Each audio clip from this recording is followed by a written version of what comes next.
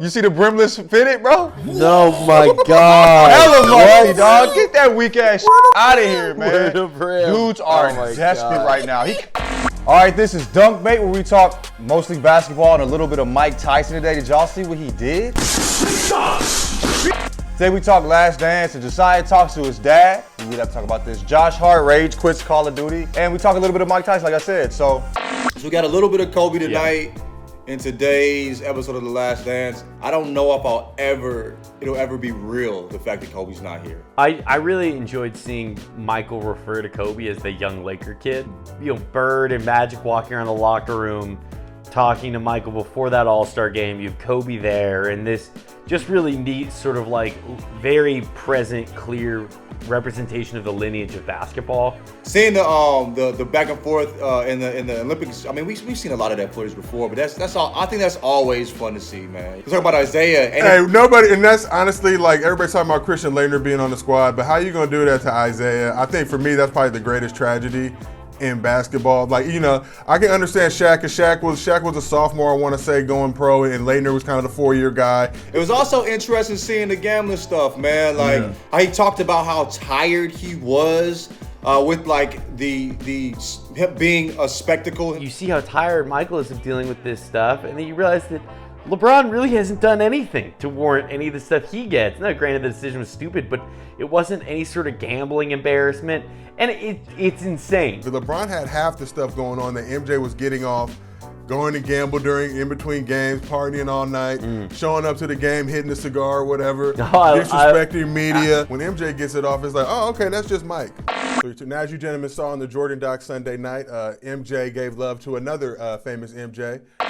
I'm pleased to welcome 5-time NBA All-Star, College Basketball Hall of Famer, first John Wooden Award winner, and the creator of your favorite creator, my pops, Marques Johnson. How you doing, pops? Hey, man.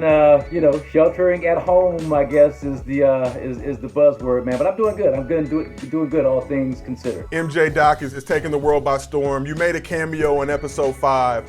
What did you think when you saw a young MJ in his college dorm with your poster on his wall saying that you were one of his favorite players? Well, you know, it's got to be like a career highlight for me. But I knew that already, because Joe, when he shot Space Jam, I went out there and he gave me some grief about dunking basketball, and I told him whatever I was doing something good, because you had my poster on your wall at North Carolina. And MJ was like, oh yeah, you got me on that one. And you was one of my favorite players, man. I used to love your game. But to hear him actually say it, during the Last Dance it was moving, man. I really felt good about that. And obviously, for everybody who doesn't know, like I said, you were a 5-time NBA All-Star, 2-time All-NBA.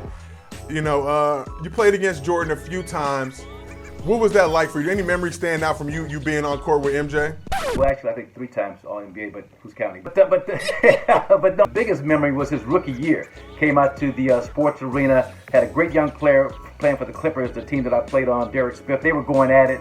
And I set a back screen on Michael, and Michael came through the screen with his elbows up, and I was like, hey, rookie, watch the elbows. And he was like, hey, bet, watch the screen. I was like, oh, okay. You know, he was brass, he was cocky even back then, but just his strength, man. He broke through a double team and hit a big and one down the stretch of that game. That was the shot that sealed the deal. So he was a phenomenal player from the first time he stepped up to the court in the NBA. So you played MJ on the court. You guys actually got to hang out off the court too. How was MJ on the court versus MJ off the court? Well, I mean, he just had a great way about him. My fondest memory of that was during the 1986 All-Star game. He had the foot injury. We were at the hotel at the banquet, and Willie Nelson was the performer. We didn't want to see him, so I left. Patrick Ewing, Michael Jordan were waiting outside in front of the hotel. This guy drives up in this beat-up Lincoln Continental. He's like, hey, Marcus, Patrick, Michael, y'all need a ride back to your hotel? We were about 20 minutes away. So we jumped in the back. It's me, Patrick Ewing, Michael Jordan. We all kind of complimented each other on our respective games. And Patrick says to Michael, don't bring that stuff inside. That's my office. And Michael says something that I'll never forget. He said, Patrick, I got a hide-and-seek show you ain't even seen yet. And that was Michael. He was just confident, but he was funny, he was clever, and that's one of my fondest memories of hanging around Michael Jordan. All right, Mike, so thank you for joining us on Dunk Bait. We appreciate you, and stay safe. Make sure you're washing your hands, and appreciate you for giving me life. And don't touch my face. I got you, brother. All right. All right, so Josh Hart is having a little trouble playing Call of Duty. He got killed and decided to destroy his keyboard. And I'll be honest, I understand it. I've been there. I've been there. Especially with those, dude, the worst people in the game are those two gun wielding guys. Kimbo. And the guy that sprints around with the knife. Bro, go play Zelda, dog. Like, well, you know what I'm saying? Go play, Assassin's Creed. We out here bucking, bro. Like, we don't need, you out here sprinting, shaking folks. That's lame. But I get it, bro. I get it. But I do, did y'all look at Josh Hart? Did y'all look at him? Josh Hart is struggling, bro. He want to get out that house. Give him a cut. That wasn't just the game, bro. That man is tired, dog. And we know who's social distancing out here and who not, so I give it up to him, though. We already know. Oh, yeah.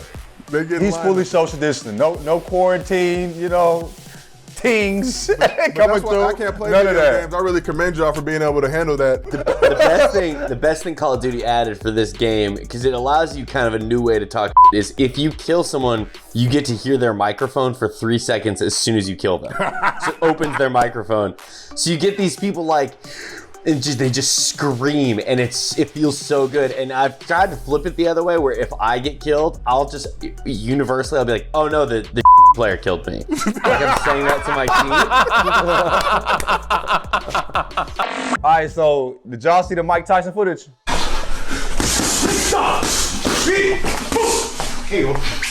Yo, my God.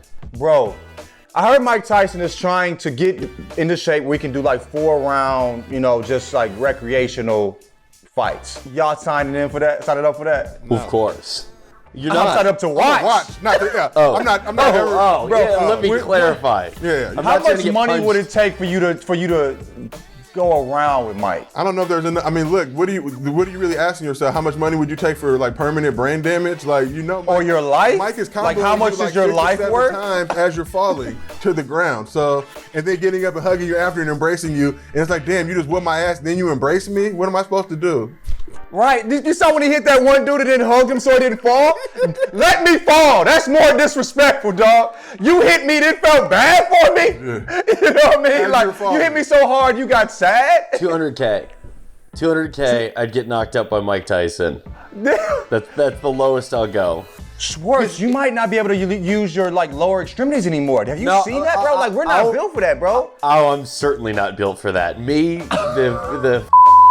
No, sir. I attended too much Sunday school to be good at fighting with Mike Tyson. I'll say this. I'm glad he's doing it, and it's really cool that he's going to do it for charity. I just am so happy for where Mike Tyson has gotten himself in life that I don't want him to take punches and find himself going, because it's all a chemical balance in the brain. I don't want him to sort of spiral back to where he was, late 90s. Bro, this quarantine is hard enough, man. Why you throw that heavy on this, man? Whoa, I'm trying to be honest here. I'm like, damn, man, I'm just enjoying it. We talking about how much money it take to hit. I don't want Mike Tyson to spiral back into the life he used to lead. Man. I am LeJethro Jenkins. King Josiah 54. I'm Zach. And this is Doug Bates.